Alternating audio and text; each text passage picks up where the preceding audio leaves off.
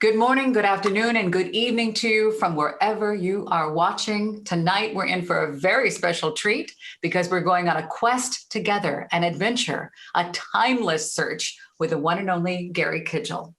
Gary has studied the wisdom teachings for over 35 years. He is a professional astrologer specializing in esoteric astrology. Now, side note here, Gary and I share the same birthday, and I actually hired him to do a reading. He was mind-numbingly accurate and ridiculously affordable. I'm just throwing that out there. I'm going to include links to his website down below so you can get in touch with him. But I also want to let you know that Gary has lectured extensively on esoteric subjects, as well as undertaking numerous astrological consultations throughout the UK and in Europe. He joined the Theosophical Society in 1994 as a founding member of the Dundee Lodge and was its first president. Gary is the current organizing secretary for the Theosophical Society in Scotland and the librarian for the Theosophical Society in Scotland charity. Under the auspices of Dr. Douglas Baker, Gary obtained the Claregate College Bachelor of Metaphysics degree in 1994. He was thereafter invited to become a tutor for the course, and between 2010 and 2014, as the Director of Studies for the Claregate Metaphysics Group, Gary compiled 2 online audiovisual courses based on the wisdom teachings as outlined by Douglas Baker. That was Foundations in Esoteric Studies and Esoteric Psychology, the 7 Rays, which is one of Gary's specialties.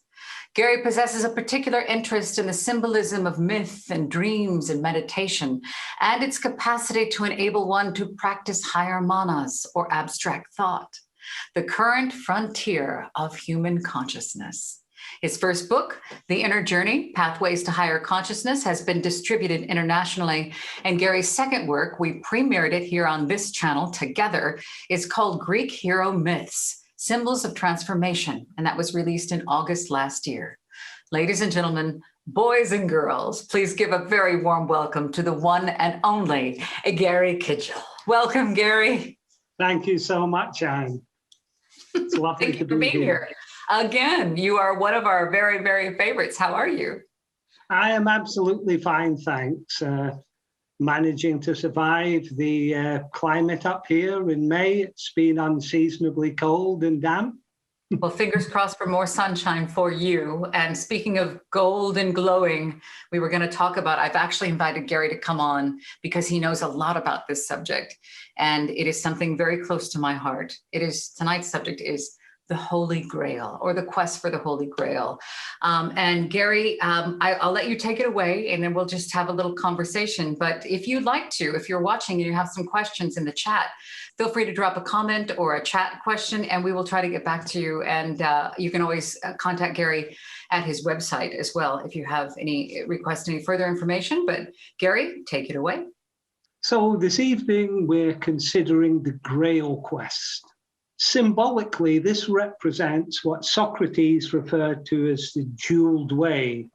This is the river crossing described by Indian teachings, whereby one ventures from the shore of everyday life to the shore of transcendence. Theosophy calls this the path of return, the return to the source of our being, this entailing a series of initiations. The legends of the Grail and King Arthur are pagan in origin and derived from Celtic myth, especially Welsh. And later these were infused by concepts related to mystical Christianity. Interestingly, the medievalist and folklorist Jessie Weston stated in her work From Ritual to Romance that the knights and the ladies of Arthurian romances are Celtic gods and goddesses in human form. Now, when we consider the Grail, it's described as a sacred vessel. It possesses magical properties of healing, bliss, and spiritual transformation. This concords with earlier myths relating to magic cauldrons and cornucopia. The Grail is not a physical object, rather like the Atman described in the Katha Upanishad. There's a verse in this Upanishad which states, though it is hidden in all things, the universal self does not shine forth, yet is seen by subtle seers of subtle mind and subtle sight. Joseph Campbell, the greatest mythographer of the 20th century, described the veil as an inexhaustible vessel from which energy pours into creation. Is the unquenchable fountain of source. Jessie Weston, she argues that the Grail story relates to an ancient ritual, which in its lower or exoteric form relates to the processes of nature with an emphasis upon vegetation, whilst the esoteric form, which we are particularly interested in this evening, relates to the important spiritual teaching concerning humanity and our relationship to the divine source, and ways in which we can effect union with what Theosophy calls the soul or higher self. It is a common thing, though, still, that the Grail is a physical object, much like the Da Vinci Code. They're going to find it. It will then bring man earthly power, and that will elevate them to wealthy. I'm not sure. I think the majority of people on our planet do believe that this Holy Grail is a physical object that is lost somewhere, like the crown jewels. What do you think about that? Well, it's an interesting concept. When the Grail teachings were infused by mystical Christian teachings, the Grail was described as the cup of the Last Supper. Mm-hmm. Yes, I think it is from these writings where this is developed. What you're talking about, most of the Grail stories occurred between 1150 and 1250, kind of about the time of the Crusades and before the Inquisition. And we had the works Le Quest del Saint Graal and L'Histoire del Saint Graal. The first one being part of the Vulgate cycle attributed to Cistercian monks, and the next one a follow-up. And this is when the Grail legend took on the concepts of mystical Christianity. And it was these works which created Galahad, the Virgin Knight, who was destined to achieve the Grail. I'll be talking about this a little bit later. Okay. But I feel this is a common mistake we all make in life, myself included. We're looking for bliss out there. We think something in the material world is going to infuse us with the energies of what Theosophy would call the higher planes of consciousness. Yes. This is the happy ever after of the fairy tales. It is symbolic of one attaining a transcendent state of being. So considering the Grail from a spiritual point of view and as a theosophist, I would state it's a symbol of the soul or higher self. It's a divine receptacle. Theosophy informs us that we are in essence monads, sparks of a great divine flame, and that the soul is the instrument of the monad. And when we connect sufficiently with the soul, undergoing what Theosophy calls the third initiation, this is the individuation of Jung, the coniunctio of the medieval alchemists, the Grail is then the receptacle for the energies of the monad. Of course, to achieve this, we must embark upon the spiritual quest. We must unfold the symbolic petals of the soul, of knowledge, love, and sacrifice. Interestingly, there was a Bavarian knight, Wolfram von Eschenbach, who wrote the book Parzival about the Grail quest. And he related the Grail to the philosopher's stone of the medieval alchemists. This is a symbol of the awakened self, of course. And very interestingly, the questing knight Parzival, when he heals the maimed king, the Fisher King, which we're going to be talking about soon, he then becomes a king, third initiation. We are then connected to the monad. We are aware of the evolutionary intent for our planet, or as Jung would say, an individuation. We can consciously express the energies of the archetype. We then become the Grail and we heal the Fisher King or the maimed king. There are many stories there of cauldrons of regeneration. Manannan, the seed deity of Irish and Manx myth, had such a cauldron. In the Mabinogion, Bran the Blessed and a group of warriors go in pursuit of a cauldron that can bring dead warriors back to life. The Irish god Dagda has an inexhaustible cauldron. These are just a few examples. There is the cauldron of Anvin. This is the Welsh otherworld. This is an idyllic land of peace and plenty. Here there was a cauldron of rebirth tended by 9 maidens. We see a correspondence here with the 9 muses of Greek myth. And all these tales describe the higher self. This is a medieval perception of the higher self. The knight, of course, is the spiritual path. We pursue the path in our own particular way. We undergo these various adventures in pursuit of the sacred vessel, which offers healing, bliss, and spiritual transformation. And when we do this, we don't do it for ourselves. We do it for humanity and the planet as a whole, because we are all part of the same greater being, the planetary logos. Whom does the Grail serve? Well, our soul, or higher self, is part of this greater being. So the Grail, or higher self, serves the intent of this greater being, and therefore the various kingdoms of nature. So Gary, I wanted to ask you about Galahad and the Virgin Knight, please.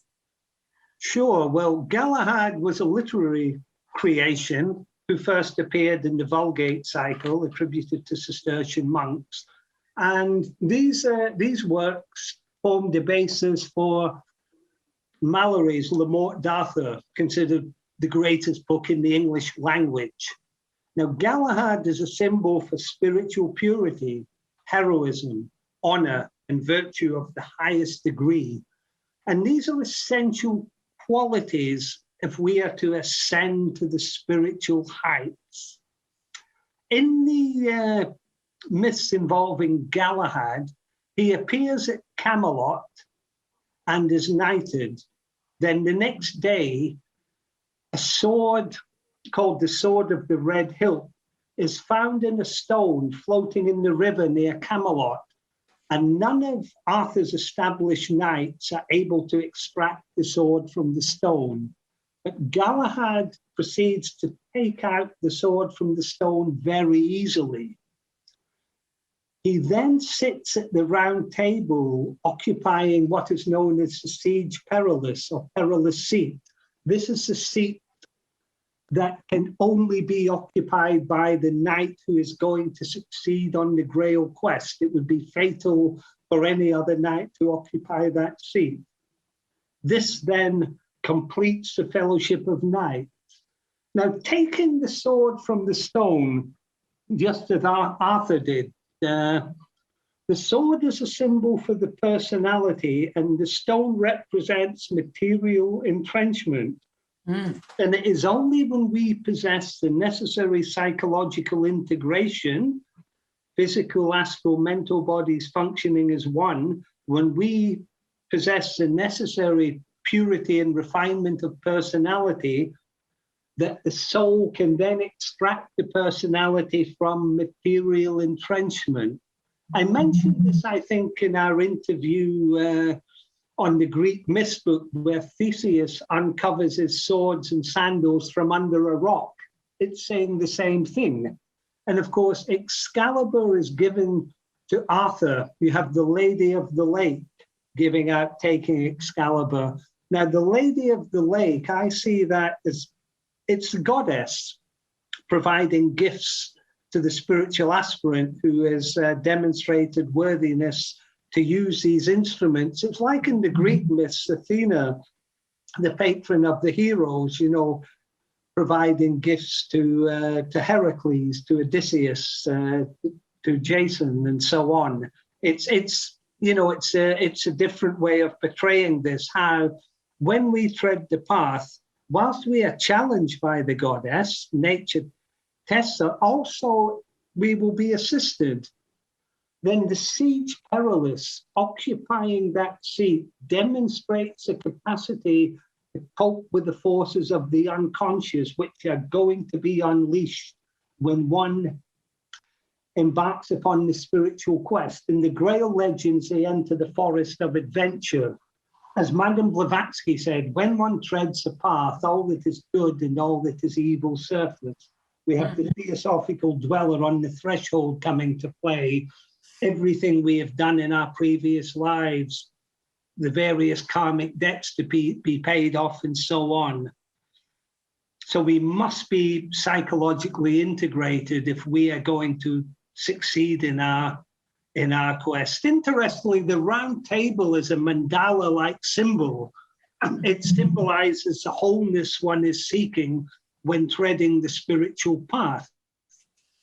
Now, in the myth involving Galahad, the knights are seated for supper, and the Grail appears, and they each obtain a partial vision of it.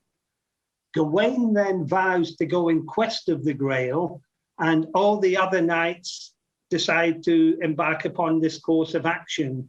And they all leave behind their noble and most honorable lives in the court of Camelot, the quest for the Grail. Now, this, of course, is symbolic of the first initiation, what Joseph Campbell calls the call to adventure, when one awakens to higher things.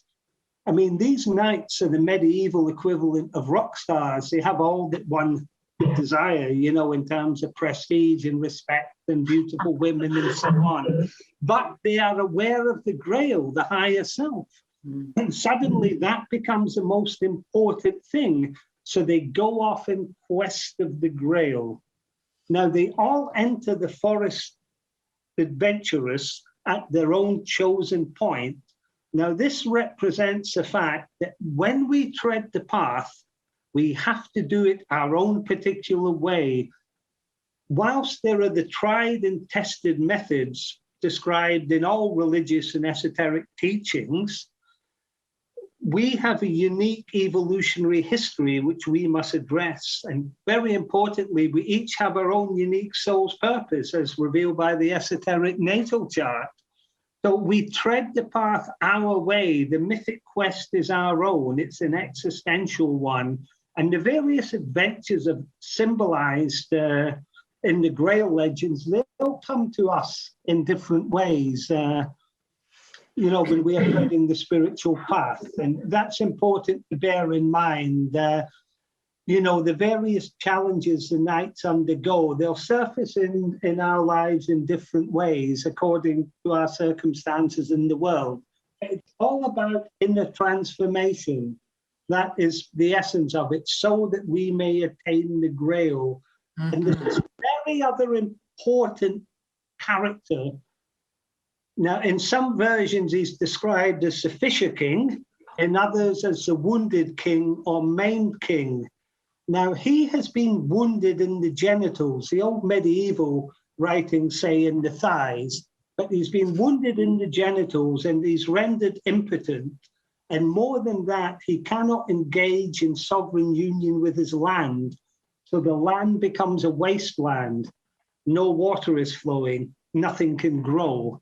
And when the knight attains the Grail, he redeems the wasteland.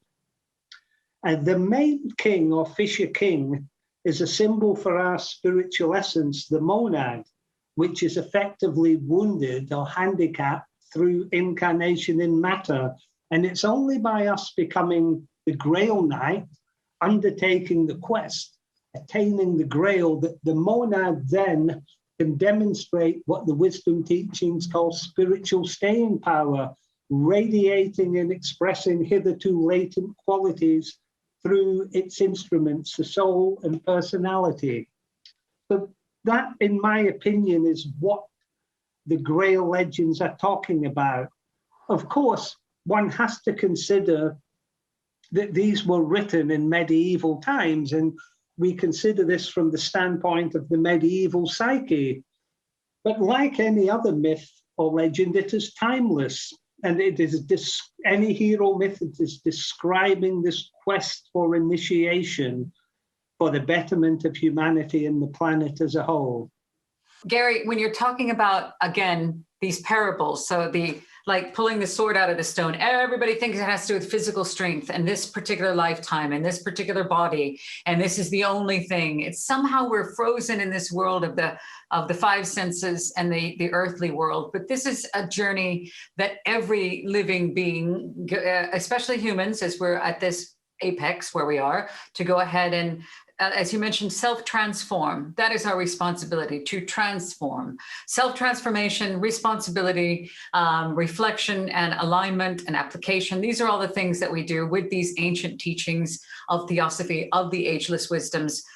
If somebody's watching right now and they're like, oh, that's BS, there's no Grail for me, that's not the truth. There is a Grail for you. It's inside of you. That's what I say. How would you say it to somebody who's watching right now, knowing that you have access, this quest that you're on, you're living it right now, all these trials and tribulations in your life, all of these ups and downs and heartaches, and you're on the quest. It's you right now. What would you say to them watching right now if you could tell them where is their Grail? Well, it is within. It is the immortal aspect of one's being. It is the aspect of one's being which has chosen the incarnation in question. It has chosen their circumstances, their parents, their upbringing, their education, their wealth or lack of it. And all of this is an opportunity to grow. It is right for the particular person. The personality, of course, is an instrument of the soul, and it takes many lives on the wheel of rebirth for the soul or higher self to perfect that personality so it can function as its instrument, where it can radiate and express divine persistent will, love wisely applied, wisdom lovingly applied, compassion, abstract thought. And this really, it ties in well with the voice of the silence and HPB talking about the potter with the wheel. That is what the higher self is like. My mentor, Douglas Baker, would often use that analogy, where the personality is being perfected into this, this instrument. Consider the potter creating an urn. And then when that creation is complete, it is fire. That is the fire of the burning ground of initiation. In the Grail myth, that is the attaining of the Grail and the healing of the maimed king or fisher king. And these Grail myths have come through all parts of Earth, not just King Arthur. They've been around forever, yes? Very much so. Interestingly, the Jessie Weston, I mentioned her earlier, she was talking about different ancient rituals. Yes. She's mentioned Vedic ones. She's mentioned Adonis, the Greek myth, Attis, the Phrygian one. No, these archetypal events occur throughout our world, very much so. The Grail is just one way of looking at the spiritual path. It's a great one for me, certainly, because I was born in Scotland. You know, it's part of the British Isles where the various Grail myths originate, although you would have to include France as well. I think in those times, it's interesting because the Grail origins are Celtic.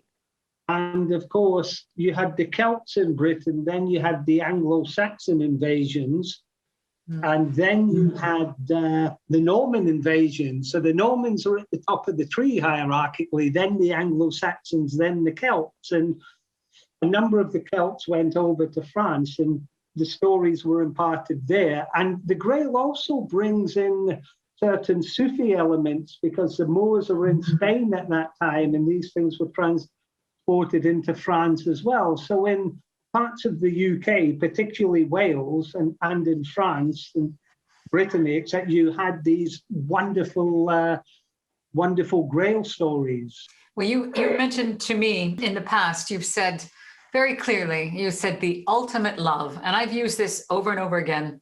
The ultimate love is not with another person or another thing or any other event, nothing physical. It is with your higher self, with the higher self that is trying to love and lead you through this lifetime.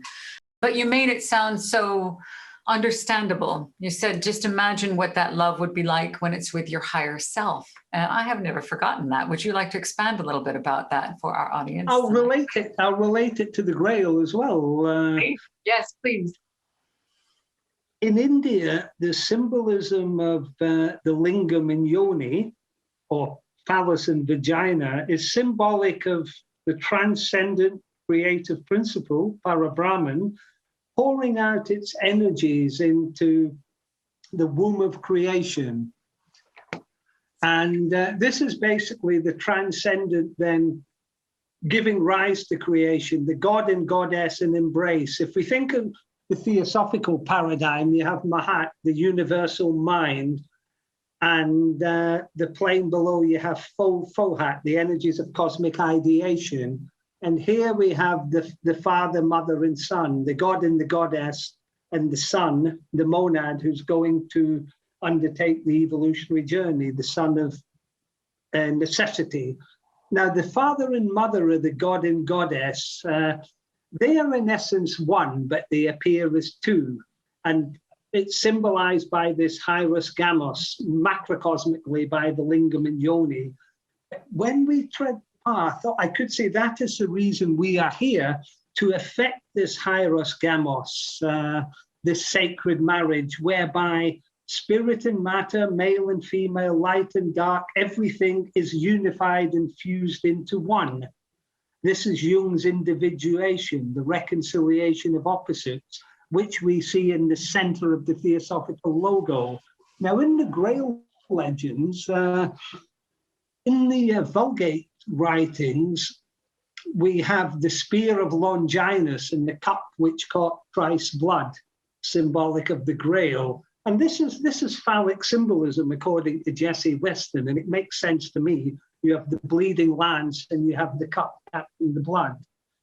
Also, we could look at the bleeding lance in terms of the wisdom teachings as the rod of initiation. We talk of Sanat Kumara, the representative of the planetary logos, with the flaming diamond used in third, fourth, and fifth initiations, as described by classical esoteric teachings. Thinking of the Fisher King, it's interesting that the Fisher King can relate to Christ as the fisher of men, pulling them out of the unconscious up to the transcendent state of being. This is the Christ within, of course. This is the Grail. In Indian teachings, a fish is the first avenue of Vishnu. The fish avatar was transferred to Buddha. Mahayana scriptures describe the Buddha as the fisherman, drawing fish from the ocean of samsara, the wheel of rebirth, to the light of salvation. But the Fisher King, as I said, is wounded. We call this wound the dolorous stroke. And spirit, as I said, is effectively impotent coming into matter.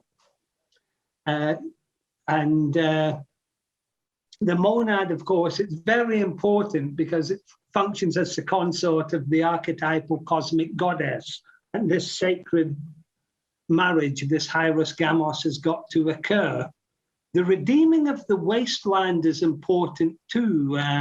Joseph Campbell described the wasteland as the leading of an inauthentic life, not following the intent of the soul. And of course, T.S. Eliot wrote the famous poem in the 1920s called The Wasteland. It's really leading a spiritually arid existence. But when the Grail is attained, or initiation, the king is healed and the wasteland redeemed. And this is an archetypal theme throughout our world. In the Vedas, we have Indra slaying Vritra, allowing the monsoons to break. And also, I think what's relevant here is Patanjali's, what he called the rain cloud of knowable things. As Theosophists, as we're giving lectures to a handful of people, as are many other spiritual groups, seem to be banging our heads off a brick wall. But as well as this being good for our own development, this is helping to assemble Patanjali's rain cloud of knowable things. And one day that will precipitate.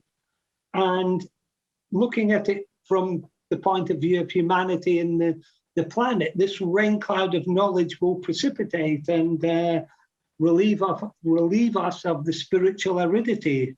So we can look at the wasteland in terms of our own psyche, but in terms of the planet. We do need to step up and take care of where we live. It isn't just about an individual growing spiritually, one human being. It is all of us on the planet that we live, and the planet which is alive, and the planet which is part of something that is much, much bigger than we even ever imagined. And we are connected with all of that. That is the microcosm and the macrocosm. All of this is symbolic about our journey, and everything teaches us. Everything in nature teaches us.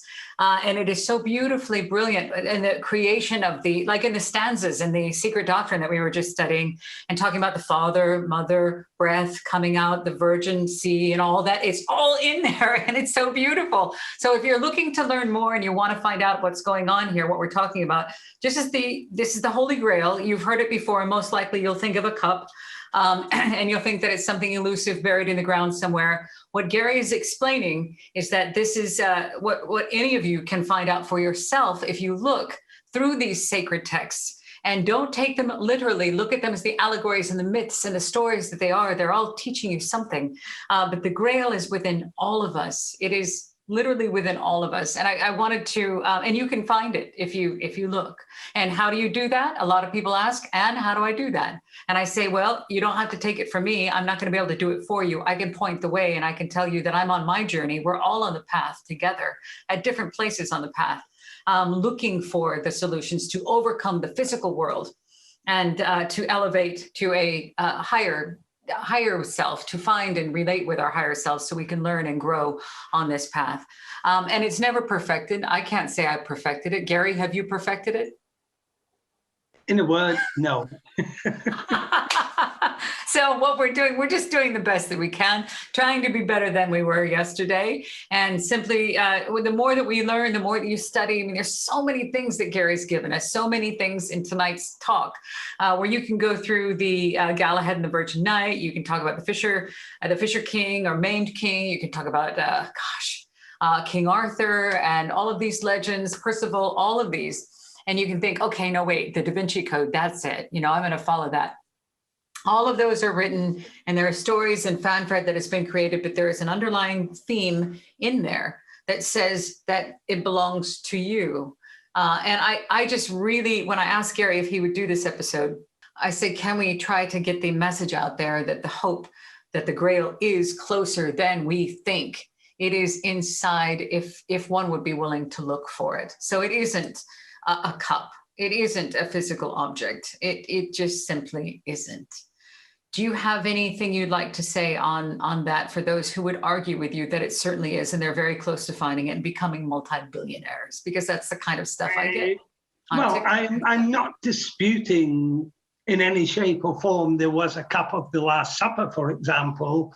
And where that is located, I do not know. But what I would say is the true riches are within. And if you build the bridge to the soul, what we call the Antakarana, or Rainbow Bridge, through meditation, service, compassion, love, abstract thought helps also, then you draw closer to the Grail. I mean, this is the very essence of why we are here.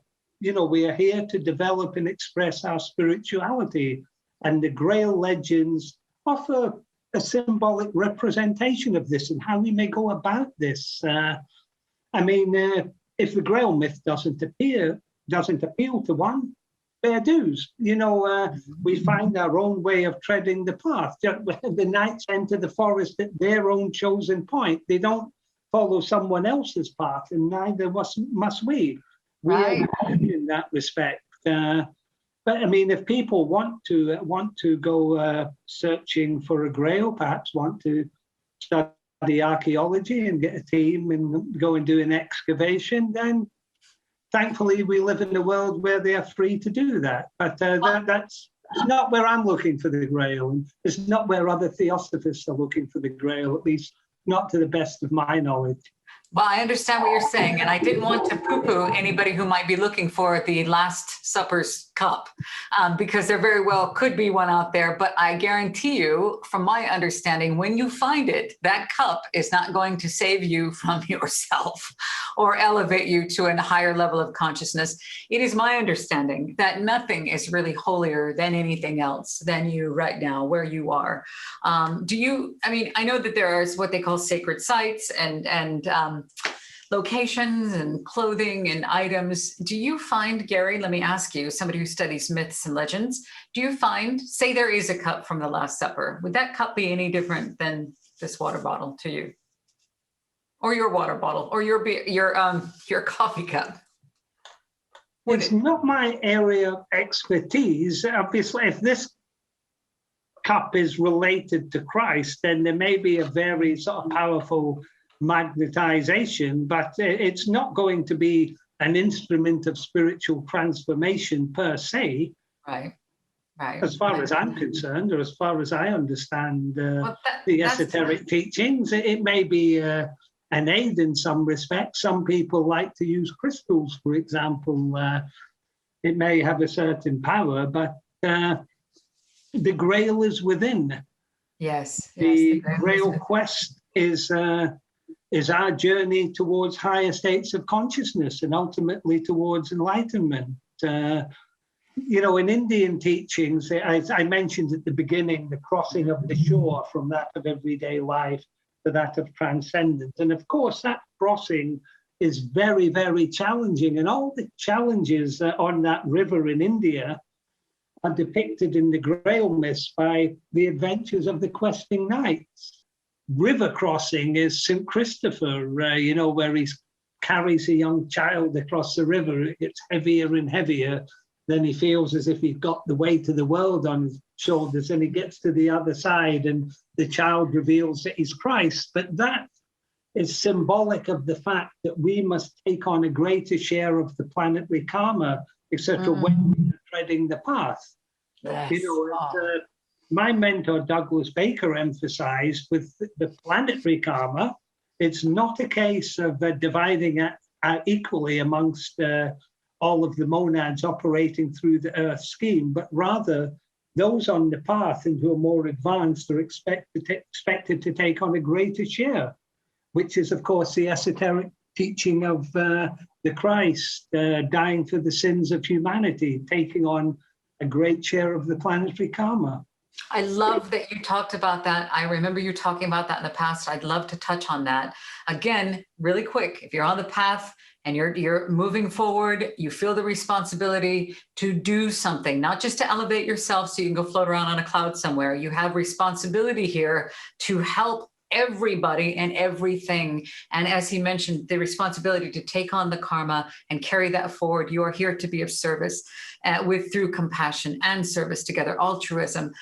You mentioned before, because I do see the Christian folks saying, Jesus died for my sins, so therefore I'm saved. And I asked you this question one time. I said, can you explain this planetary karma that this Christ consciousness or Christ took on to go ahead and elevate? It took on more karma than he was responsible for. Can you elaborate on that story a little bit before we close, please? My mentor, Douglas Baker, I think it's in his work, Jewel in the Lotus, of which there's a lovely new edition being published, mentioned that even a master cannot give accurate discourse on karma because it's such a vast subject. Mm-hmm. I'm not going to duck out of it, though. I mean, in simple terms, as I said, the Christ is taking on a great share of the planetary karma to enable others to tread the path more easily. Mm.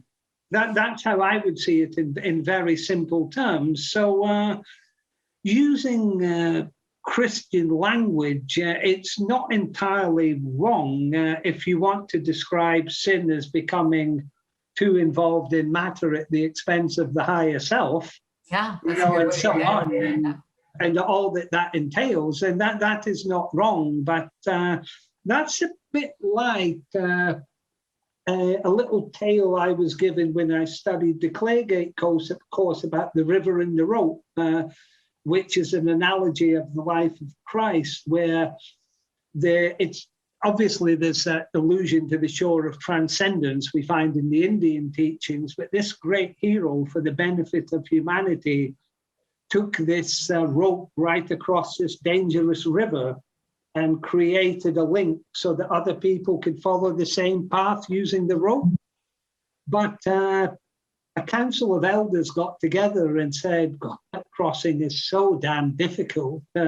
Why don't we simply worship the hero, and then when we die, our bodies will float across the river? I think that is a lovely tale. It's very, very powerful. Yes, perfect. Thank you so much. Thank you for compiling all of this information. Again, Gary is amazing. You are amazing, Gary, at Myths and Legends and all of these. He's written the books, and remember the books that he's got. I'll point you, just click on the website down below, and there are 2 books out. Are you working on anything else right now? Are you working on another book right now, Gary, while I get ready to reiterate these? Well, I'm considering a book on the Grail Quest. But are you really? Yes, I haven't fully made I think you should. Yet. I'm reading different books on it. I'll probably spend quite a few months doing that and then decide if there's something a little bit unique that I can add, and then I'll put something together. It would be about the symbolism, of course, and hopefully empowering people towards treading the spiritual path. Yes, and also do look for the symbolism. If you're researching right now on your own, don't take it at face value. Don't take it literally. Look for the symbolism, because it's talking about you. You're the hero in all of those myths and legends, and you're on your quest right now. And I learned a lot of this talking with Gary. He is able to explain these myths like nobody else. He has the Greek hero myths, which is the most recent book that came out last August. And it's called Greek Hero Myths, Symbols of Transformation. We also have the Inner Journey, Pathways to the Higher Self, which we got a chance to talk a lot about tonight. That is distributed internationally and also available on his website. And I will put that up in the links down below. Gary, I love you. Oh, also don't forget esoteric astrology. He's able to read in a way that is, I'm not kidding you, I say this all the time, our friends call him modern day Dr. D. And it is true, because I'm just going to give a testimonial right here. I had him read for me last year because we share the same birthday. I thought, well, it could be hit and miss. Bang on. And we talked about, remember, it's a guide. The mandala of your star spread is a guide for you. It's a guide, right? It's not an absolute. It's not kind of fortune telling. It's just a guide, and you're able to run that through and read that. And it's been interesting how very accurate you have been. So, thank you. I mean, this relates to Douglas Baker. It is his form of esoteric astrology. There are unique techniques involved here. So I'm not claiming any credit for it other than possessing sufficient intelligence to read charts and hopefully be inspired from within. Yeah, well, you're good at it. That happens with any astrologer. I think all astrologers attract their own clients, when the time is right. We're looking out at, instead of just thinking that there's sparkly stars and we're walking around this planet that we have nothing to do with, we're just a separate entity. We got to look, everything is connected, everything is there. There are signs and symbols, and nature is there to teach and instruct if we would only look. So esoteric astrology is a part of that, which is extremely valuable. The Grail Quest, yeah. Gary, let's close on one question. Who does the Grail serve? In terms of the wisdom teachings, the higher self is functioning through the personality with a particular intent as revealed by esoteric astrology. That intent relates to the purpose of the planetary consciousness, what Theosophy calls the planetary logos, which is a chakra within a greater being called the solar logos. So the Grail is essentially serving the planetary logos, but is also aligned then to the solar intent. The entire evolutionary purpose is served by the Grail, but that includes serving humanity in the various kingdoms of nature. Thank you so much, Gary Kidgell. I love you more than words. You are such a gift. Thank you so much. Thank you, Anne. Welcome to the end of the video. Here we are backstage at Living Theosophy 2.0. So if you like the video, please like, subscribe, hit the bell icon so you can be notified when Living Theosophy has a brand new video. And there's lots of things happening here at Living Theosophy. And I, for a long time, didn't want to ask if you would like and subscribe because I was trying to be humble. But without the algorithm, these teachings can't get out to where they need to be. So I'm going to say, please like and subscribe. And I look forward to seeing you back here. I love you.